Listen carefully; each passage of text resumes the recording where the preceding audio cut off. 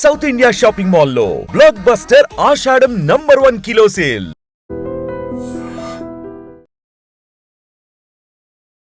ఈ కవాడిపురంలో జరిగిన దారుణమైన సంఘటన, కన్న తండ్రినే కూతురు అతి కిరాతకంగా ఒక ఇల్లీగల్ రిలేషన్షిప్ పెట్టుకొని ఉంచుకున్న అతనితో కలిసి అలాగే మదర్ కూడా సపోర్ట్ చేయడం అనేది చాలా బాధాకరమైన విషయము.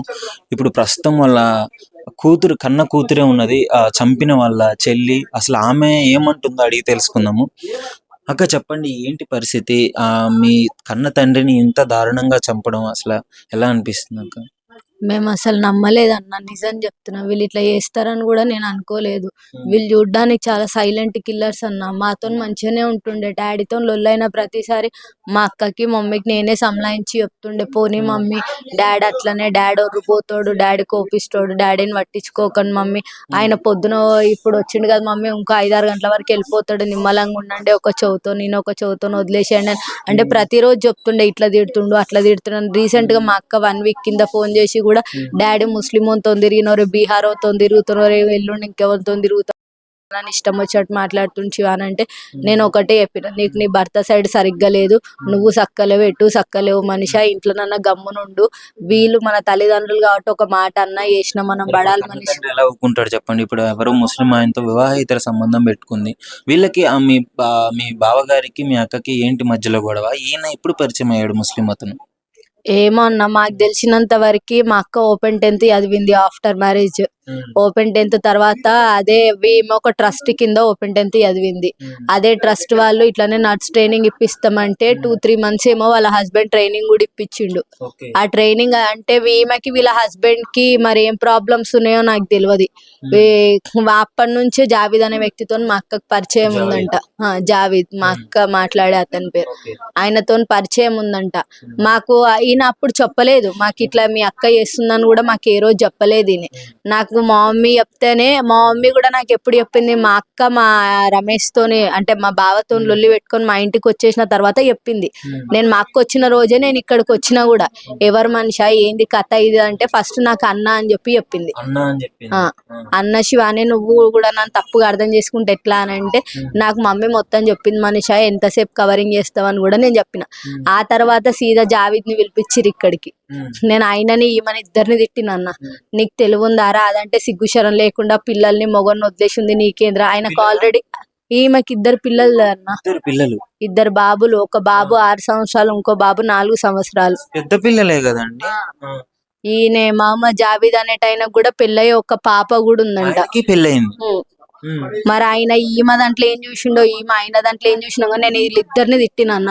నీకు కూడా ఒక ఆడపిల్ల ఉందిరా, దానికంటే సిగ్గుశరం లేకుండానో ఇంకా దేనికో నీ ఎంబడి తిరుగుతుందిరా, మరి రేపు నీకు కూడా ఒక ఆడపిల్ల ఉందిరా, నీ ఆడపిల్ల కూడా ఇంకొక నెంబడి పోతే నువ్వు ఊకుంటావురా. మస్తు తిట్టిన అన్న, ఇష్టం వచ్చినట్టు తిట్టి వదిలేసిన. ఆమె కూడా 2-3 సార్లు వదిలేసిన అన్న. ఈమె జోలికి నువ్వు పోయినా, నువ్వు ఈమె జోలికి పోయినా మాకు సంబంధం లేదు అని చెప్పిన. ఆ రోజో చెప్పిన, ఆడు పెళ్ళాన్ని వదిలేసి నీ ఎంబడి తిరుగుతుండు, రేపు నిన్ను కూడా వదిలేయడానికి గ్యారెంటీ లేదు, నిన్ను కూడా చంపడానికి గ్యారెంటీ లేదు మనిషి.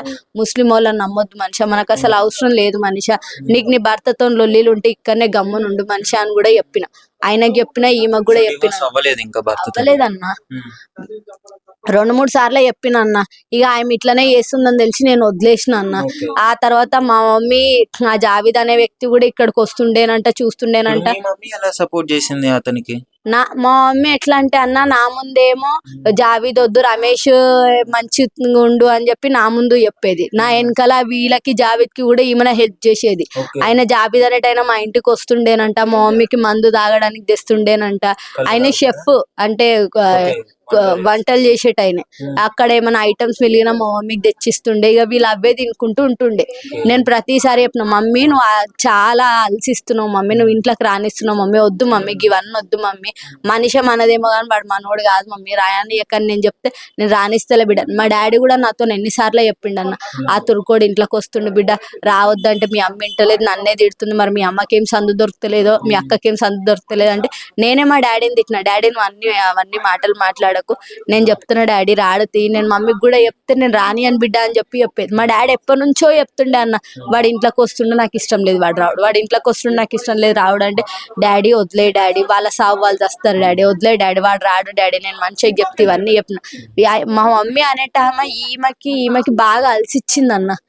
ఆ రోజే మా అక్కని ఇంట్లోకి రానియకున్నా అయిపో, వాడిని ఇంట్లోకి వచ్చినప్పుడే ఈ బస్సోళ్ళన్నా కలిపి నువ్వు భర్త కాకుండా వీళ్ళందరితో ఎందుకు తిరుగుతున్నా, వీళ్ళు ఎవ్వరు ఇటు ఈమె సరిగ్గా రియాక్ట్ కాలేదు. నేను అసలు ఇడికి రానన్నా, నేను ఇక్కడ ఉన్నా అన్న, నేను పార్సిగుట్టలు ఉంటా, నాకు 2 పిల్లలు, నాకు వాళ్ళని చూసుకోవడానికే టైం సరిపోతుంది. నేను వీళ్ళేం పండుగలు చేయరు, పండుగలకు పిలిచి అంత పెద్ద మనుషులు కూడా కాదు వీళ్ళు. మేము ఎప్పుడు రానన్నా, ఎప్పుడో ఒకసారి చూడబుద్ధి అయితే ఉంటా, ఒక అర్ధ గంట 2 గంటలు ఉంటా, మళ్ళీ నేను మా ఆయనతో వెళ్ళిపోతూనే ఉంటాను. వీళ్ళకి నేను సంలాయించి గొడవలైన ప్రతిసారి ఇద్దరికి సంలాయిస్తూనే ఉన్నా, కానీ వీళ్ళు ఏ రోజు ఇట్లా చేస్తారని అనుకోలే. ఆ రోజు గాంధీ హాస్పిటల్లో డాడీ పోస్ట్ మార్టం దగ్గర కూడా మనిషిని మమ్మీని అనుమానిస్తుంటే, నేను మనిషి ఉట్టిగా మాట్లాడినందుకే, ఉట్టిగా ఆయనతో మాట్లాడుతున్నందుకే అనుమానిస్తురేమో అని నేను అనుకున్నాను. ఎందుకంటే మా అక్క అయినా కూడా వీళ్ళు చంపినని కూడా తెలియదు అన్న, నిజం చెప్తున్నా. మాకు మీ డాడీ గట్కేసర్ దగ్గర దొరికిండు అనుకున్నప్పుడు నేను ఏమనుకున్నా అంటే, మా డాడీ బాగా నోటిదూలు అన్న, అంటే ఎవరిని ఓర్వాడు, ఎవరిని సహకరించాడు. ఆయన ఇంటికి అంటే మేము వచ్చినా కూడా మమ్మల్ని కూడా రానియాడు ఆయన. అట్లాంటి మనిషి ఆయనే వాళ్ళ మా మమ్మీ ఇద్దరే ఉండాలి, అట్లాంటి పర్సన్. ఇక మా అక్క ఇంకొకరితో తిరగడం ఆయనకు నచ్చలేదు. ఇక మా డాడీ ఎట్లా అంటే బస్సులో అందరినీ తిడుతుంటాడు, చేస్తాడు, బస్సులో చిన్న లొల్లీలు కామన్. నాకు ఫస్ట్ తెలియగానే నాకు వీళ్ళ మీద అనుమానం రాలేదన్న. డాడీ నోటిదూలకి మనకు తెలియకుండా బయట ఎవరితో నన్ను లొల్లీలు పెట్టుకుండేమో, బయట ఇంకెవరన్నా గుర్తు తెలియని వాళ్ళు డాడీని చంపేసిరేమో అనుకున్నా, గానీ గట్కేసర్ దగ్గరనే దొరికింది. ఇక్కడ చంపేసినారు అని అన్నారు. ఇక్కడనే చంపిరంట అన్న. నాకు నిన్న పోలీస్ వాళ్ళు వచ్చి చెప్పిరన్న, ఈడ 12 గంటల వరకు చంపేసినారంట మనిషిని. అప్పటి నుంచి ఇంట్లోనే ఉందంట బాడీ. రాత్రి 2 గంటలకి ఈడికేని మా అక్క ఫోన్లకేని ర్యాపిడోలా కార్ బుక్ చేసి మా డాడీని అందులో వేసుకెళ్ళి అక్కడి నుంచి గట్కేసర్ దగ్గరికి వెళ్ళి అక్కడ పడేసిరని చెప్పి మాకు పోలీసు వాళ్ళే చెప్పిరన్న. అప్పుడు నేను చెప్పే వరకు నేను నమ్మలేదు. అంటే వీళ్ళు ఇంత క్రూరంగా, ఆయన చెప్పిండు మీ డాడీని నీకు ఎట్లా చంపిరో తెలిస్తే నువ్వు అసలు ఇప్పుడే ఏడ్చిన దానికన్నా ఇంకా డబ్బల్ ఏడ్చు, అంత ఘోరంగా చెప్పలేరన్న. మీకు తెలుస్తుంది, ఇంకా తెలుస్తుంది, ముందు ఇంకా తెలుస్తుంది. మెత్తబెట్టొత్తిర్రు అన్నారు, ఈ ఫ్యాన్ కురేసిర్రు అన్నారు, లోపల సీలింగ్ కురేసిర్రు అన్నారు, మా మమ్మీకి అటు ఇటు కదలకుండా కాళ్ళు పట్టుకుంది అన్నారు, జావీద్ అనేటైనా మెత్తబెట్టొత్తింది అన్నాడు, మా అక్క చేతులు పట్టుకుంది అన్నారు. ఇవన్నీ నేను చెప్పినప్పుడు మీరు ఏమన్నా అనుకోండి అన్న. అంటే నేను సొంత చెల్లెనయ్యి నేను ఏ రోజు మన ఇట్లా అనుకోలేదన్న. కోపిష్టం తెలుసు కానీ మరి ఇంత దిగజారుతుందని నేను ఏ రోజు అనుకోలేదన్న. మనిషైనా కన్న తండ్రి కూతుర్ని ఎంత ఇష్టంగా పెంచి పెళ్లి చేసి ఎంత ఇష్టంగా చూసుకుంటారు, కంటికి రెప్పలా చూసుకొని ఉంటాడు. అలాంటిది చంపే ఒక్క క్షణం ముందైనా ఆయన చూసుకున్నది గుర్తు రాలేదంటారా? ఏమో అన్న, వీళ్ళకి అసలు చంపడానికి చేతులు ఎట్లొచ్చినాయో, ఆ మనసు ఎట్లొచ్చిందో. నిన్న మా అక్కని పోలీసు వాళ్ళు తీసుకొచ్చినప్పుడు నేను మస్తు తిట్టినన్న, నువ్వు చూడడానికి నల్లికుంట్ల దాని లెక్క కనిపిస్తావే, చంపనికి చేతులు ఎట్లా వచ్చినాయి అని నేను మస్తు తిట్టినన్న. నేనే నమ్మలేదన్న, ఎవరో ఎందుకు నాకు వీళ్ళు అనుమానిస్తుంటే ఎంక్వైరీ అది పార్ట్ అంతే చేసుకొని అని అనుకున్నా, కానీ వీళ్ళు చేసిరని చెప్పంగానే నువ్వేమన్నా అనుకున్నా, అసలు నేను నమ్మలేదు. అంటే ఇప్పుడు నిజంగా చెప్పాలంటే తండ్రి తిట్టడం అంటే మిమ్మల్ని తిడుతూనే ఉంటాడు, కానీ మీకు ఉండదా ప్రేమ తండ్రి మీద? ఎందుకు ఉండదన్న, మన ఇంట్లో అందరూ మనతో మంచిగానే ఉంటారని లేదు కదన్న. కొందరు క్యారెక్టర్సే అట్లా, వాళ్ళని వదిలేసేయాలి. ఆ మనిషి ఒరుతాడు, చూస్తూనే ఉన్నారు కదా. మరి మా డాడీ అంతే, మా వరకు మమ్మీ చూస్తుంది, డాడీ ఓరుతాడు, జరసేపు గమ్మున ఉంటాడు అనుకునే మేము వదిలేస్తుండే. గాని మరీ తండ్రిని చంపేంత మనసు ఎట్లా వచ్చిందో, బయట ఎవడని చచ్చిపోతానే అయ్యో అంటాం, ఇంట్లో మనిషి కొట్టుకుంటా ఫ్యాన్కి ఎట్లా వేయనికి చేతులు వచ్చినాయి, చంపనీకి చేతులు. ఏమో అన్న, నిన్న జావిద్ ని మా అక్కని తీసుకొని వస్తే ఈ ఫ్యాన్ కేసిరంట, లోపల సీలింగ్ కేసినారంట, మరి ఎక్కడ మెత్తేసినారు అని చెప్పేసి కూడా అంటున్నారు. అంటే నిన్న పోలీస్ అయినా ఎవరో చెప్పిరంట అన్న, అంటే చచ్చిపోయినాక చచ్చిపోయిందా లేదా అని మా మమ్మీ చాకు తీసుకొని మెడ మీద కోసిందని చెప్పి కోసింది.